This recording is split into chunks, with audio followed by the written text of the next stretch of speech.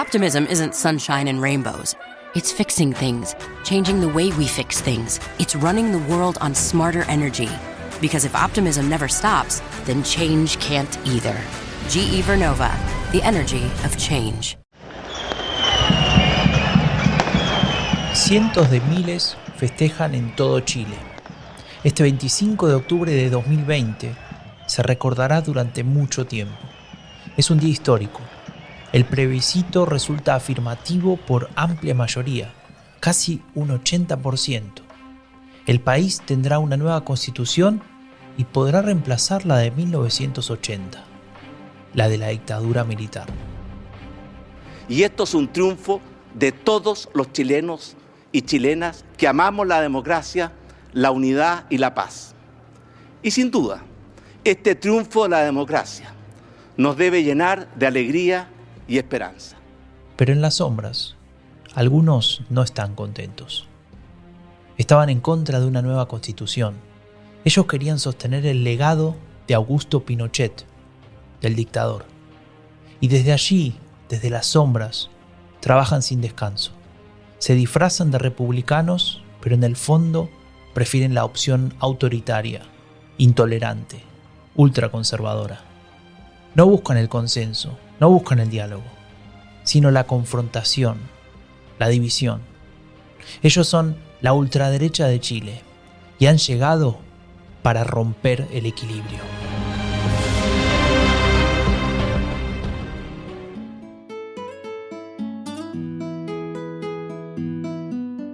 La derecha radical es peligrosa, por lo que dice, por lo que quiere y por lo que esconde, pero sobre todo porque cada vez tiene más poder.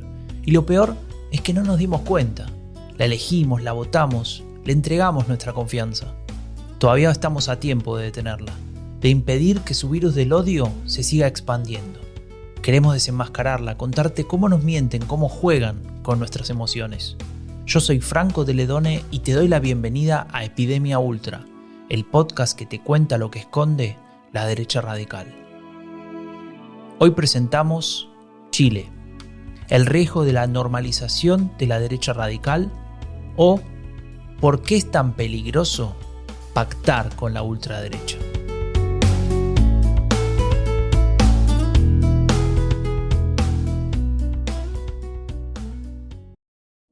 This episode is brought to you by Marqeta. When it comes to your payments provider, you can't afford to compromise. Marqeta's modern payment solutions flex with your business without the trade-offs. Stable and agile, secure and innovative, scalable and configurable.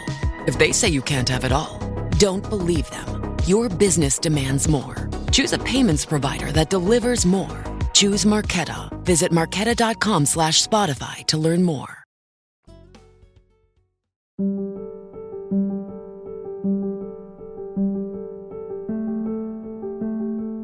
El plebiscito de 2020 en Chile es producto de alegría y orgullo. A 3 décadas del fin de la dictadura militar, se rompe uno de los últimos lazos con el período más trágico y nefasto de la historia del país. La constitución dictada por Augusto Pinochet será reemplazada por la que vote una convención constituyente, una elegida por el pueblo. La responsabilidad es grande y los intereses aún más. Llega el tiempo de las alianzas y la política chilena nos tiene preparada una sorpresa, una que terminará manchando los festejos del amplio triunfo de la democracia, una que una vez más nos obligará a recordar aquella época oscura. Pero antes de llegar a eso, necesitamos un punto de partida. ¿Qué fue lo que pasó en enero de 2021 en los partidos chilenos de la derecha? Hace bastante calor en este verano y la pandemia no lo hace más fácil. Tenemos que hacer casi todo desde casa. Y un periodista intenta hablar con un político de Chile Vamos, la coalición oficialista que hace poco decidió incorporar al partido del líder ultraderechista José Antonio Kast a la Alianza para los Comicios por la Convención Constituyente. Una movida muy controvertida. Ya mandó como 20 mensajes de WhatsApp. El periodista insiste, no se rinde y luego de varias evasivas, el político termina aceptando.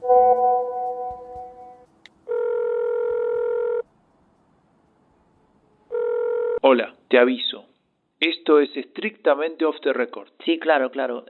Va directo a la pregunta. ¿Era necesario sumar a Kast? Digo, porque él estaba en contra de la nueva constitución, él quería mantener la de Pinochet. Bueno, todos sabemos que él no tiene problemas, ¿no? Con ese tema. ¿Y qué quería que hiciéramos? Y no sé, es todo menos esto. A ver si entendés. Esto es política. Y a veces hay que pactar. Claro, y eso lo justifica todo, ¿no? ¿Ustedes saben quién es él? ¿Lo que piensa, lo que defiende? ¿Sabes qué? Te tengo que dejar ahora. El periodista no termina de entender el cálculo político. Mira su lista de preguntas y se da cuenta que solo hizo una, la primera de las 3 que había anotado. ¿Era necesario que los partidos de gobierno firmen un pacto con el Partido Republicano de Kast? ¿No es arriesgado incorporar a la ultraderecha a sus listas para la Convención Constitucional? ¿No podría volverse contraproducente que aquellos que expresan las opiniones más radicales compartan espacio con la derecha más moderada? No hay respuestas fáciles a estos interrogantes, pero podemos hacer el intento. Vamos a ir volviendo poco a poco en el tiempo. Tenemos que recorrer varias estaciones. Y la primera es la que da pie a este proceso y a algo más. Una campaña electoral que José Antonio Kast, el líder de la ultraderecha, usará en su beneficio. Se aprovechará de un sistema de partidos con algunos problemas. Déjame que te cuente.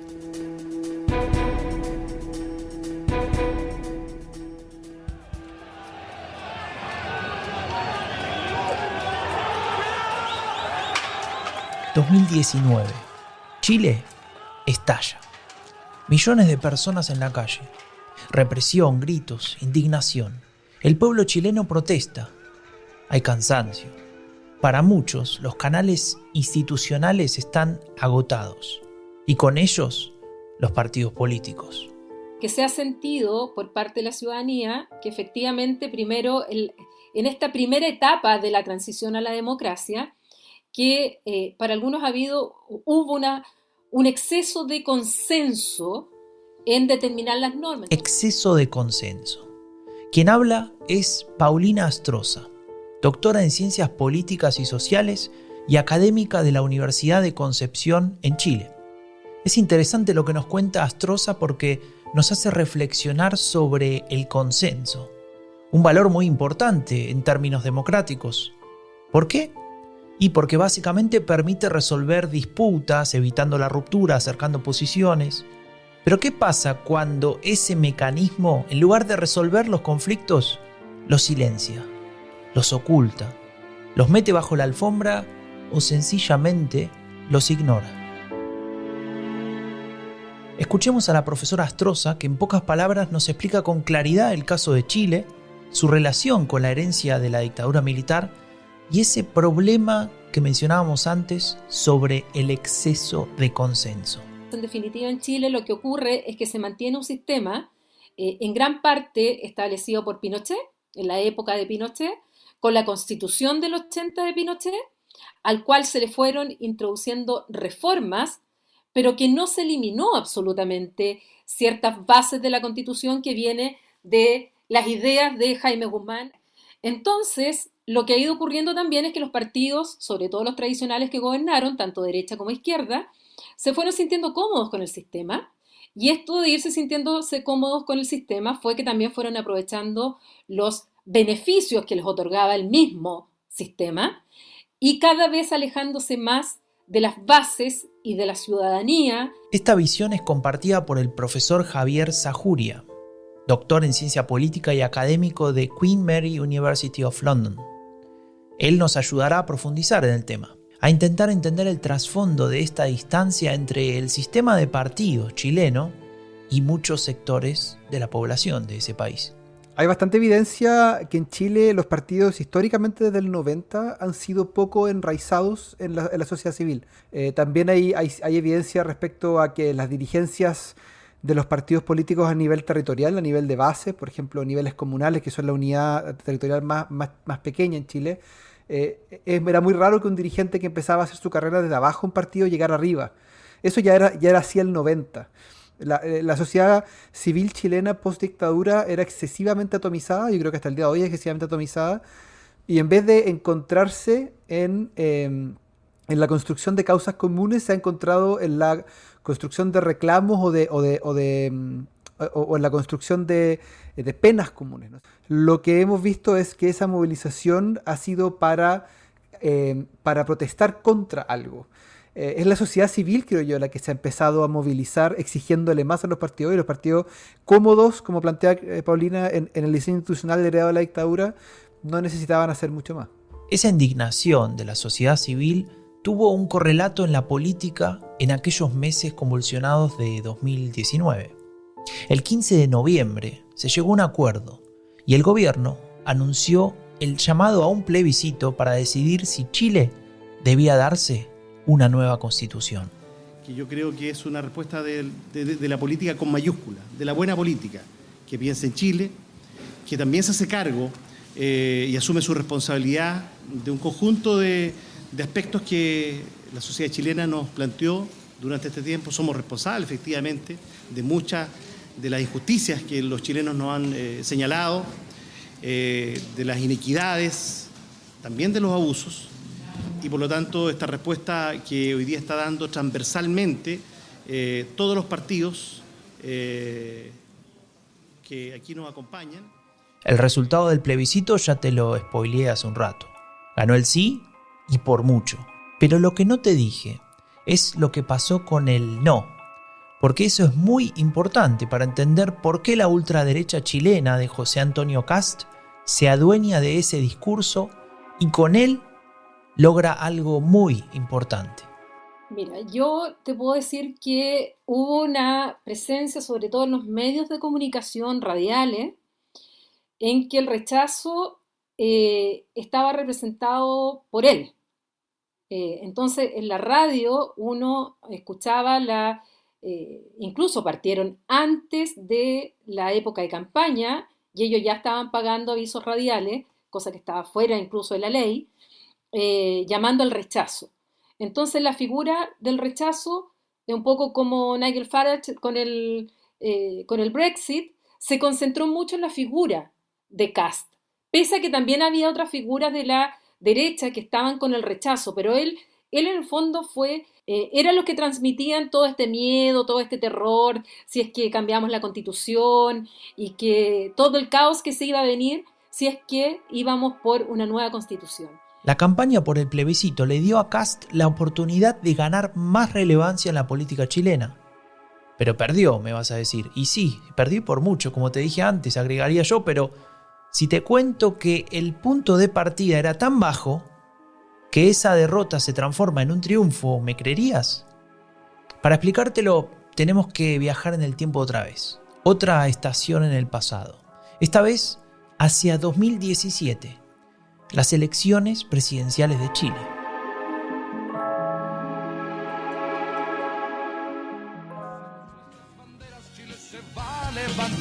Agárrense de las manos, que viene el tiempo. Agárrense de las manos, unos a otros conmigo. Agárrense. Todo el día mirando la televisión, ¿no tenés nada que hacer? Sí, bueno, no sé. Escucha, ¿a quién vas a votar? A nadie, si ya se sabe que va a ganar Piñera. Todos juntos por Chile, y el presidente Piñera.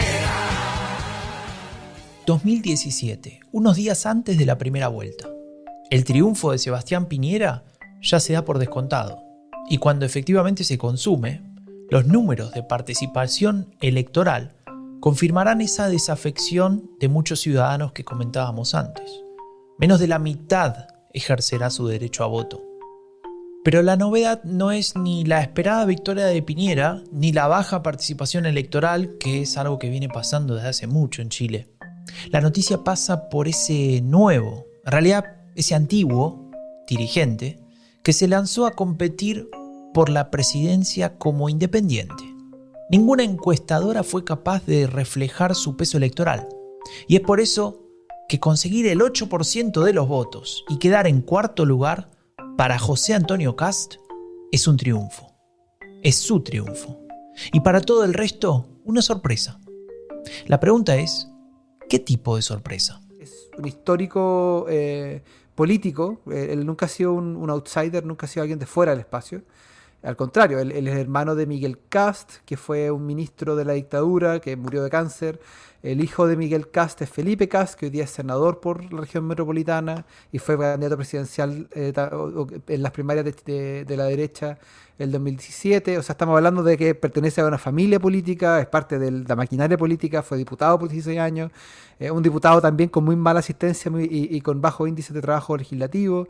Entonces, en el fondo, lo que él vio, que yo creo es una oportunidad de un electorado que se sintió abandonado por la derecha durante el gobierno de Piñera en su primer periodo.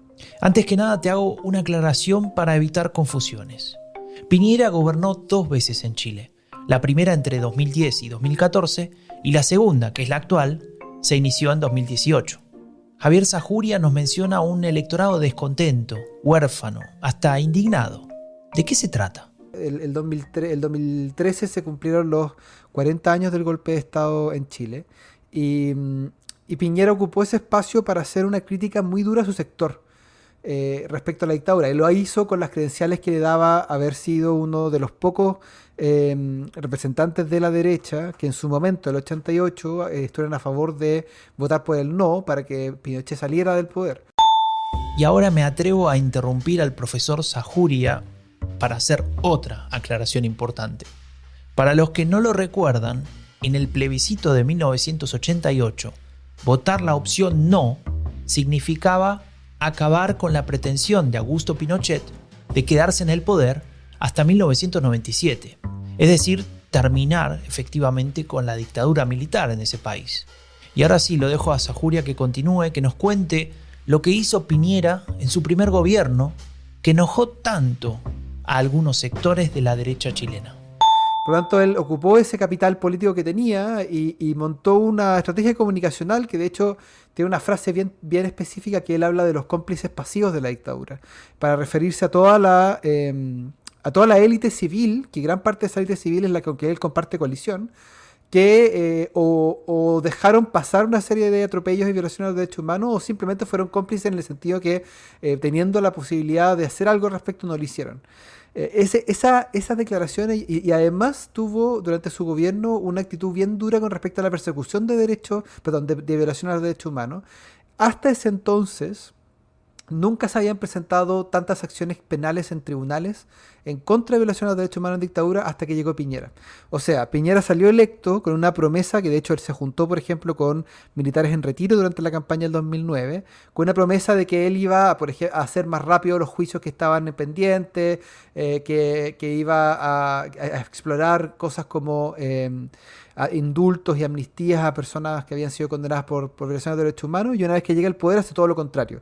Los persigue de forma más fuerte, hace declaraciones más duras respecto a las violaciones de derechos humanos en dictadura. Por lo tanto, había todo un sector de la derecha que había sido bastante, no sé si obediente la palabra, pero al menos había tolerado el coqueteo de los sectores de la derecha con el centro, porque entendían que era parte de la estrategia electoral, pero que después del primer gobierno de Piñera encontraron que había un nivel de traición que era muy alto. Yo creo que eso, en mi opinión, es lo que da pie a que este sector en particular ya no sea este sector obediente que iba a ir a votar por el candidato que fuera de la coalición, independiente de que no les gustara, y deciden tomar un poco las armas y tratar de movilizarse de forma independiente. José Antonio Kast es la voz de esa derecha que describe el profesor Zajuria. Y como dijimos antes, el inesperado 8% de los votos lo demuestra. Pero, ¿qué lo llevó a querer apartarse de la carrera política que venía construyendo en su partido, en su antiguo partido, que se llama la Unión Demócrata Independiente? Llevaba más de una década como diputado y toda una vida de militancia. ¿Qué provocó que Kast decida dejar de ser uno más en las filas de los conservadores?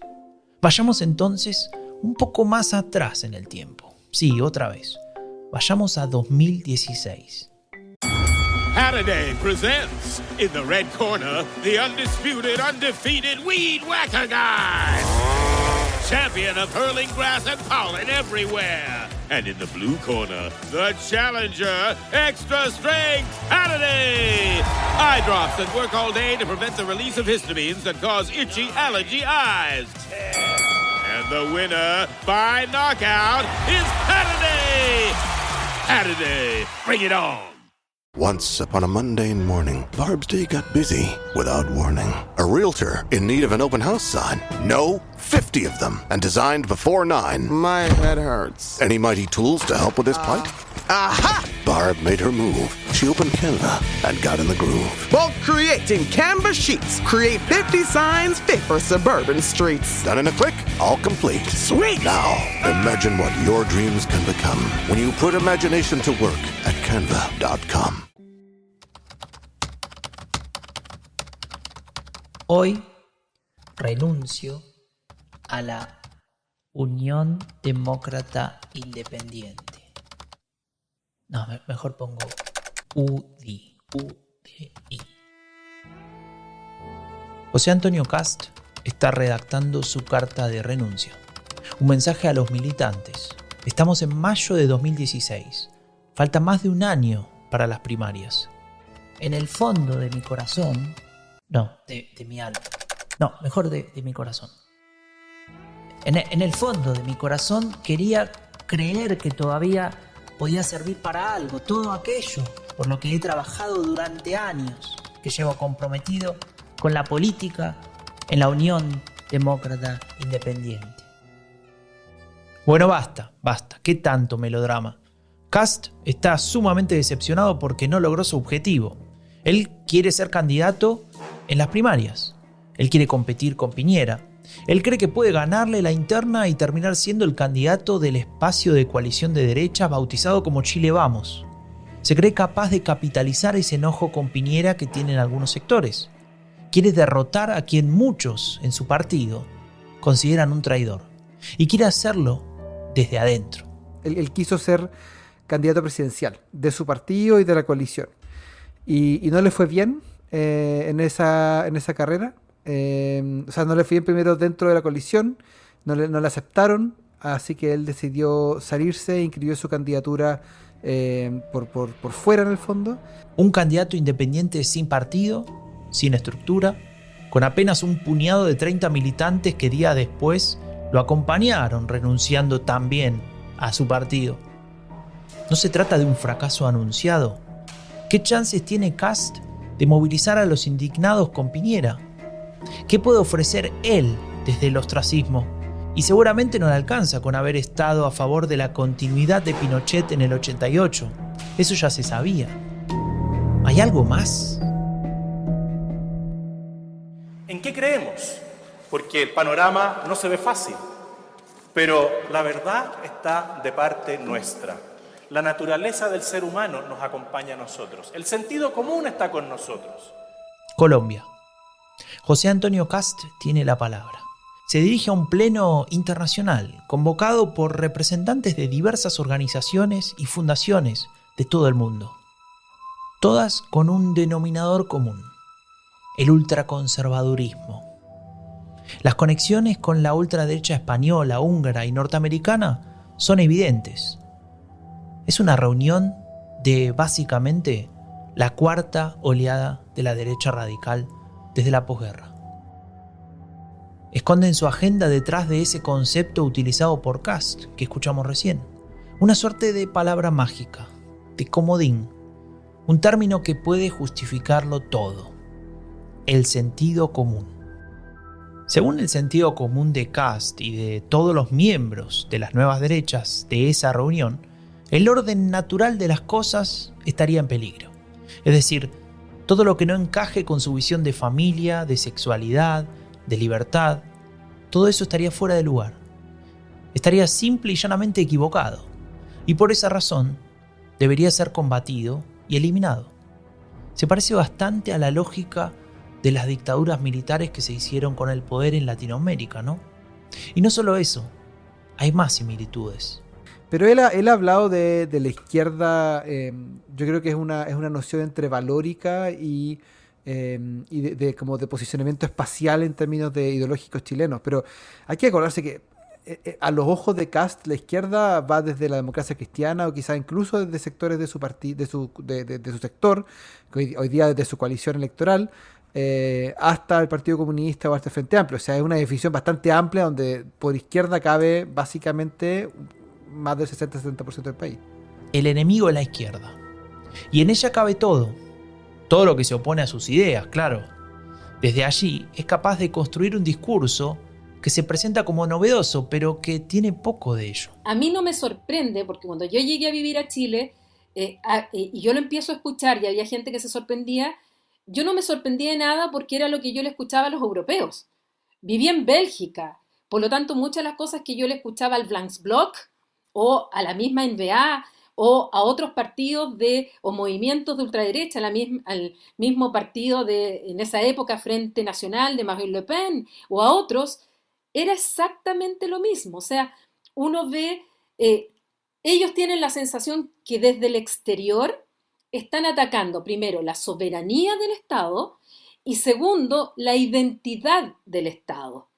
Entonces, y todo esto es un complot, es una conspiración de la izquierda internacional que a través de los organismos internacionales, de los tribunales internacionales, de tratados internacionales, están tratando de manejar de tal manera, en su visión, cosa de introducir dentro de los estados conceptos nuevos de familia. La agenda de Kast, en resumen, es una copia fiel de lo que dicen otros nacionalismos populistas de ultraderecha que se observan desde hace tiempo en Europa. Algo que con el componente de las teorías conspirativas recuerda mucho al discurso del presidente de Estados Unidos, Donald Trump. Pero ojo, lo que copió no es el contenido. Eso ya lo pensaba desde hacía mucho, desde aquella época en la que ocupaba el lugar de los más conservadores dentro del partido mainstream de la derecha chilena. Lo que reproduce en realidad es el estilo, el tipo de discurso, ese que divide el mundo entre buenos y malos, que apela a las emociones, que polariza en función de las identidades cuando dice que está mal que una minoría defienda sus derechos. Porque él no está pensando en un pueblo, digamos, que represente al chileno, a la chilena con toda su variedad y riqueza plurinacional. No, él está pensando en un sector blanco de cierta visión y con el concepto de familia y con una serie de valores muy representados por un determinado sector.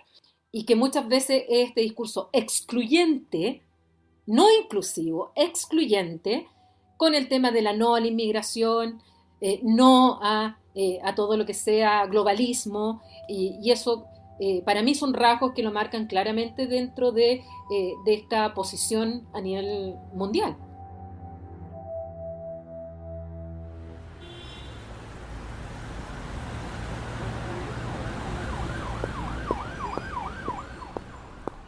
Hola, espera, no te vayas, contame qué pasa. No tengo tiempo. Contame. Bueno, si querés venir conmigo y te cuento por el camino.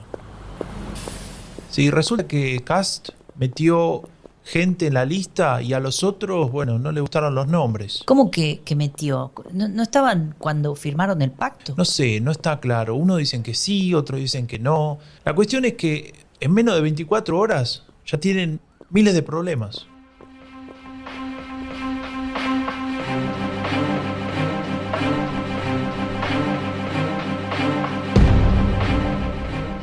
Y luego de tanto viaje hacia el pasado, ahora volvemos al presente. A enero de 2021. Estamos en Santiago de Chile. Allí solo se habla del pacto entre el Partido Republicano de Kast y los partidos políticos de Chile Vamos. Una alianza que genera polémica. Las fuerzas del oficialismo y los representantes de la ultraderecha acaban de pactar para ir juntos a las elecciones de la Convención Constituyente. ¿Te acordás? La que te mencioné al inicio del episodio. Se va a formar una asamblea que dictará una nueva constitución, una que va a reemplazar a la de Pinochet. Inentendible desde el punto de vista ideológico e incluso valórico, porque la Constitución es escribir en definitiva un texto donde tiene una parte dogmática que son los derechos humanos, y en eso hay conceptos valóricos, y por otra parte, lo orgánico, bueno, que vayan en una sola coalición. Yo no sé cuánto y cómo se va a llevar a cabo esa campaña cuando tienen un discurso tan distinto. Pero más allá de esas diferencias, hay una historia que en cierta manera los une. Hasta el 2016, esa derecha que hoy día representa Kast era parte de la actual coalición de gobierno. Entonces yo creo que no ha generado tanto escándalo porque Chile no hizo un corte como sí hizo Europa en la posguerra con los sectores de ultraderecha. Y los sectores comunistas también. El cordón sanitario europeo opera, a donde sigue operando, hacia la derecha y hacia la izquierda, hacia el comunismo y hacia la ultraderecha. En Chile nunca se hizo eso. Por un lado, el comunismo en Chile fue perseguido, torturado y asesinado durante la dictadura, por lo tanto no tuvo el poder como en Europa de forma no democrática. De hecho, las veces que han llegado al poder ha sido en procesos democráticos y han manifestado credenciales democráticas bien importantes. Mientras que en el caso de la ultraderecha, por los pactos de transición de la dictadura en Chile, no dejaron de ser parte del paisaje político. José Antonio Kast puede considerar este pacto como una victoria. No solo consigue ser legitimado y visibilizado ante la opinión pública como un actor político de importancia en su país, sino que también allana el camino para poder imponer su agenda y su visión ultraderechista en el debate público. Si hay algo que está claro es que a este tipo de personajes, por mucho que los partidos más de centro quieran utilizarlos electoralmente y crean, no sé si ingenuamente o no, que los van a controlar, que los van a moderar, que teniéndolos dentro es mejor que teniéndolos fuera, finalmente sabemos los tres que ellos terminan imponiendo la agenda, terminan corriendo el cerco, no se les modera, y en el caso de Estados Unidos ya vemos hacia el extremo que se llegó.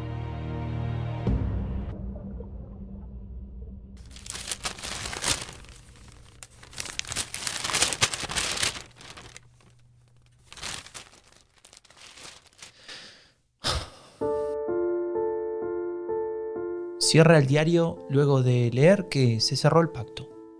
No se sorprende. Sin embargo, hay algo que no puede evitar. No puede evitar pensar, de nuevo, que ya pasaron 30 años del fin de esa maldita dictadura y que pese a todo, algunos que la defienden, que la apoyaron, siguen ahí.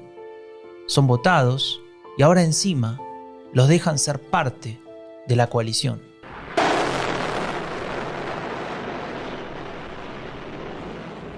Los aviones siguen atacando al Palacio de la Moneda. Ese ruido interrumpe sus pensamientos. Le llama la atención porque le resulta conocido. Viene de la tablet de su nieta y le pregunta: ¿qué estás mirando? La joven, sin mirarlo, encoge los hombros como diciendo: no sé.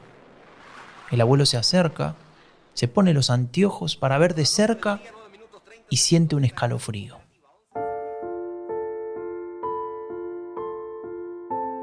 Respira hondo y la nieta ahora sí lo mira. Se dio cuenta y le pregunta que qué es ese bombardeo y por qué se pone así. Será una larga tarde para ambos. Van a hablar mucho. Van a hablar sobre cuidar la democracia, sobre los peligros de una dictadura y sobre lo que nunca más debería volver a pasar.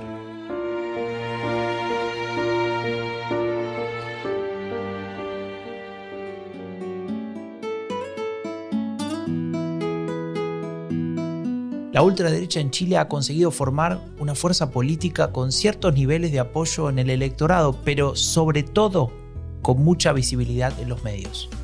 El discurso polémico de José Antonio Kast le ha permitido erigirse como representante de la derecha más radical del país. A sus posiciones de reivindicación del rol de la dictadura se suman sus ideas conservadoras y nacionalistas. Su agenda y sus formas no han sido un impedimento para que algunos partidos tradicionales hayan firmado un pacto con su fuerza. Una medida que pretende sumar algún voto para los próximos comicios, pero que en realidad encierra un peligro enorme. Le regala a la ultraderecha y a lo que ella representa una chance de acercarse al poder. Yo soy Franco de Ledone y esto fue Epidemia Ultra, el podcast que te cuenta lo que esconde la derecha radical.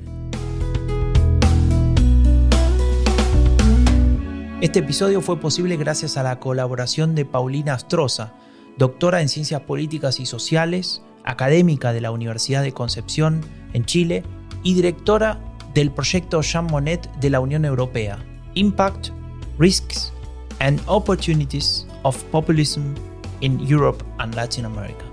Y también gracias a Javier Zajuria, doctor en Ciencia Política, académico de la Queen Mary University of London y coautor en el libro Anatomía de la Derecha Chilena. Idea, locución y edición, Franco de Ledone. Guión, Romina Ballester y Franco de Ledone. Producción ejecutiva, Tomás Pérez Bisón. Comunicación, Raúl Gil Benito. Epidemia Ultra es una coproducción entre Amphibia Podcast y Rombo Podcast. Suscríbete en Spotify, en Apple Podcasts o en cualquier otra plataforma que utilices. Y si querés saber más sobre nuestro proyecto Transmedia, ingresá a epidemiaultra.org o seguinos en nuestras redes sociales.